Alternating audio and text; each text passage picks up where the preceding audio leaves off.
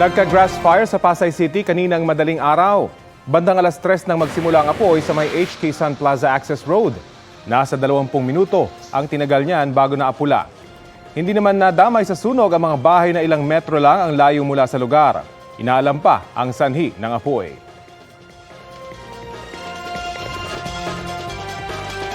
Sa Alaminos, Laguna naman, idineklara ng fire out ang sunog sa isang paggawaan ng coconut oil. Ayon kay Fire Superintendent Fernan Hill Kagampan, alas 7 ng umaga kanina ang fire out. Inabot ng lagpas 3 oras ang pag-apula sa apoy. At kinailangan pong gumamit ng mga chemical para mabilis na maapula ang apoy at backhoe na rin para tibagin ang tumagilid na pader na peligroso sa mga bumbero. Tinatayang aabot sa 20 milyong piso ang kabuang halaga ng napinsala sa sunog. Kapuso, alamin ang maiinit na balita. Bisitahin at mag-subscribe sa GMA Integrated News sa YouTube. Sa mga kapuso abroad, samahan nyo kami sa GMA Pinoy TV at sa www.gmanews.tv.